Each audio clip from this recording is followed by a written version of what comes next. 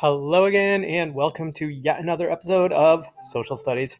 Today, more things you need to know about the Revolutionary War.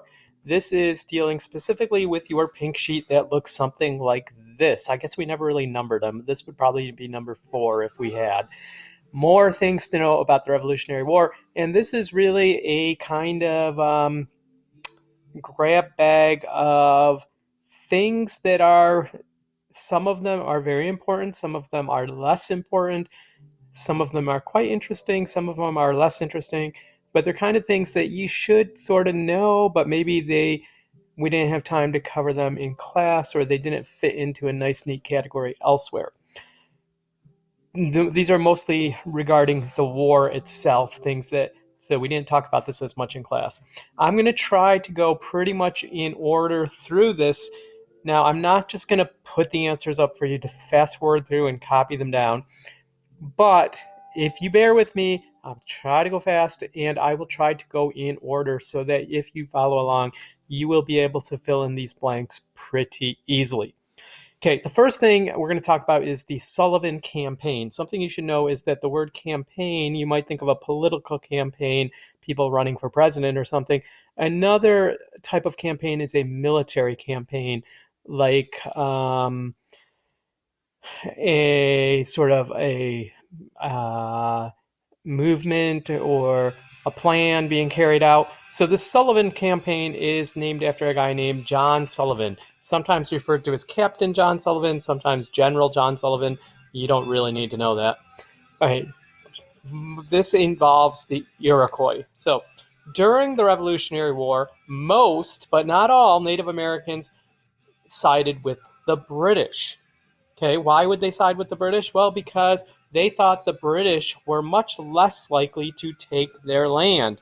The British were on the other side of the ocean. After all, the colonists were right next door, hoping to push across and take their land. And if you remember that famous proclamation of 1763, which outlawed settlement west of the Appalachians, which got the colonists mad, that was a nice thing for the Native Americans. They kind of liked that. They were being Their land was actually being protected for them. They thought the British were more likely to protect them than the colonists who probably had their eyes on their land. So they were more likely to side with the British, but not completely, because our friends, the Iroquois, the Haudenosaunee, if you will, or the Iroquois Confederacy, or the Five Nations, but by this time they are the Six Nations. The Six Nations, because the Tuscarora here came up and joined in 1720. But these tribes, remember, the thing that made them so strong was that they were united. This sort of their unity, their unanimity, their union sort of starts to weaken. It doesn't completely fall apart, but it weakens because we have some different sides going on here. Some of the tribes, like on the Mohawk and the Oneida, the ones on this side who had been sort of neighbors with the colonies and trading partners and sort of more integrated into the lives of the colonists, they tended to side with the colonists. Whereas the ones further west, like our territory, where we live in what was Seneca territory, the Western ones tended to side with the British because they were farther removed from the colonies and more looking to protect their land. So what's going to happen here, and I'll go back and let you fill in the notes in a second, but basically there's going to be some loyalists in Canada team up with some of these Iroquois in this area, and there's a series of attacks. There's some small level skirmishing going back and forth, and against the colonists. Some colonists are killed, and George Washington decides we need to do something about this once and for all. So he writes a letter and orders John Sullivan, he was a captain, he becomes a general. He orders John Sullivan to go on the attack against the Iroquois. And actually, these are his words. This is what the General George Washington said. The expedition you are appointed to command is to be directed against the hostile tribes of the Six Nations of Indians. We know them as the Haudenosaunee or the Iroquois. The immediate objects, so this is his goals, are the total destruction and devastation of their settlements and the capture of as many prisoners of every age and sex as possible. It will be essential to ruin their crops now in the ground and prevent their planting more. So George Washington is saying basically go out and destroy the Iroquois and get rid of them. Oh, as a matter of fact, he said as you skip down, you can read the whole thing. I'm just reading the highlighted parts. Not merely overrun them, but destroy them. So he wants to destroy them so that they will never again be a threat to the Americans. This is all because they sided with the British. So Sullivan takes a group of men and sets off through Pennsylvania. He follows what's now known as sometimes the Sullivan Trail. When they get to New York State, here you can see here's the boundary of New York State. Um, part of the group goes east and part goes northwest through the Finger Lakes area. And if we zoom in here, we will see that they go through all this area, including what the town that was known then and known now as Canandaigua. Now, at the time, Canandaigua was a small Seneca village. It was not yet a European village. It was a small Seneca village on the banks of the Canandaigua Lake. And John Sullivan and his men come through here in September and destroy. They burned the town, basically. This is this was the actual route they took. You might recognize this area. It is Bristol Street and Thad Chapin. If you're familiar with where Burned Area is, you go up that little diagonal hill. And the way you know this, you look right here, there's some markers. And it's a little hard to read there, so let's zoom in a little more. And it says General John Sullivan and the Continental Army passed near this spot September 11th and 18th, 1779. It doesn't mention that they destroyed them. And now the men of Canandaigua at that time were off either hunting or at war, and the women and children flee, according to legend, to this small island in Canandaigua Lake, commonly referred to as Squaw Island. Although there is some effort to change that name apparently because the word squaw was used by English people, and it wasn't like a nice term for Native American women. It was kind of a derogatory term. So we'll see what comes of that. But anyways, they fled there.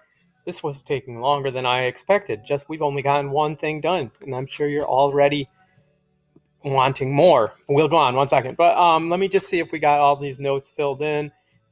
After some of the Iroquois, so back to the on your pink sheet, the 1, 2, 3rd bullet down. After some Iroquois and Loyalists attacked colonists in New York and Pennsylvania in 1779, George Washington ordered John Sullivan, there's his name, to destroy Iroquois villages in upstate New York. This became known as the Sullivan Campaign. It became known as the Sullivan Campaign. The Sullivan Campaign, right there. Okay. Many Iroquois villages were destroyed, including one known as Canandaigua. Hopefully, you know how to spell it: Canandaigua. But if not, look on something. You have something with that word spelled on it, or you should know by now. No, about 30 homes were destroyed. Men or women and children hid on Squaw Island. That's how you spell that. Or the island known, well, the Iroquois Confederacy was never again as powerful as it was before the attacks.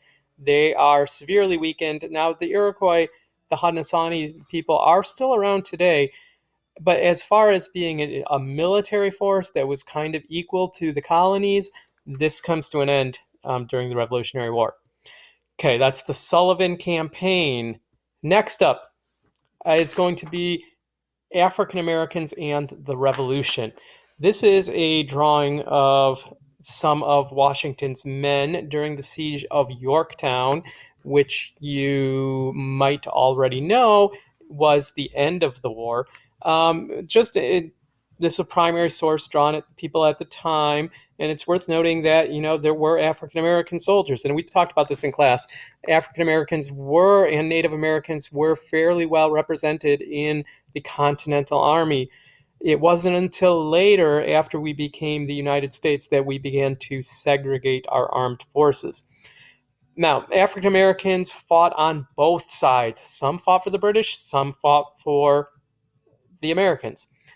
Why would you fight for the British? Well, the British offered freedom to enslaved people. So if you were a slave and you helped the British Army, you would gain your freedom. But, the words of the Declaration of Independence, remember that part that says all men are created equal? Well, that led a lot of African Americans to believe that this new nation would quickly end slavery because, after all, it's a whole country based on the idea that all men are created equal. They don't. Um, but, well, and that's not entirely true. Some states did. Many states in the North did end slavery either during or immediately after the war. It was kind of a period where people looked at the Declaration of Independence, said, yes, this is what we need to do. This is what our country is based on, and they ended it. Now, not in the southern states. In the southern states, their whole economy was based on slave labor, so they were not eager to end slavery. As a matter of fact, anti-slavery words were taken out of the Declaration of Independence because some southern colonies refused to join the other states unless slavery was protected. So you will find out that our Constitution will later protect slavery. Okay, so I think the words that are in red and underlined are the words that go in the blanks. Now you will have to read the words on the page to figure out where they go, but they go right in order. So that should help you out. Next thing, and I don't think we're going to get through all of these, but we're going to do one or two more, at least get the front done maybe. This man, Benedict Arnold. You may have been called a Benedict Arnold before, and it's probably not a good thing. Benedict Arnold he starts off, he was kind of an American hero. The Battle of Saratoga, turning point of the war, remember? He was one of the heroes, really, of that battle on the American side. And as a matter of fact, after that, he believed that he should replace George Washington as the commander of the Continental Army because he was actually winning this important battle, whereas George Washington at the time was pretty unsuccessful. So he makes a push to do that, gets turned down, gets jealous, and he decides to sell out the United States to the British. He makes a deal with them that while he is commanding the fort at West Point, you may have heard of the military academy at West Point, that he would, if the British came, he would surrender it to them without a fight and all its men. Now, this plot was uncovered, and it never happened. But Benedict Arnold managed to escape. Actually, his wife was involved in pretending to be ill, and while the soldiers, Washington and his men, who came to arrest Benedict Arnold, they were concerned about this woman who was sick and she fainted apparently, and while they're taking care of her, Benedict Arnold sneaks out the back door and manages to escape, where he goes and joins the British Army, and he fights for Britain and actually becomes a bit of a hero over in Britain. He has a monument to him. But here his reputation was ruined. He is you look up the definition of treason or traitor, and you would probably, not really, symbolically, you would see a picture of Benedict Arnold. So if someone calls you a Benedict Arnold, it means you're a traitor, committing the crime of treason. I forgot to put these ones red and underlined, but you only have to fill in the words West Point, treason, and traitor. Okay, governing colonies. And we'll probably only get the front done. I'm sorry to disappoint you. We'll have to do the back on another day because I don't want to keep you here for an hour. All right, anyways, governing the colonies during the war. Governing. What was the government like during the war? Well, you know that on July 2nd or 4th, we'll talk about that in class, but independence is declared. Declaration of Independence approved July 4th, Independence Day. At that point, the 13 colonies become the 13 states. And it is important to know that at that time, our definition of state today is a little different. The word has changed because of the United States. At that time, the word state essentially meant country. So these 13 states were essentially 13 separate countries. They were working together as allies during this war, but really they saw themselves almost as 13 separate countries. Each state had its own state government, and they wrote their own state constitutions. We saw that in John Adams. The Constitution, by the way, is the rules that set up the government that the government has to follow. We'll talk about that more in the future, but each state had its own constitution. Meanwhile, all of the 13 states together as one, joined together, united, the Union, if you will, they were essentially ruled by the Continental Congress.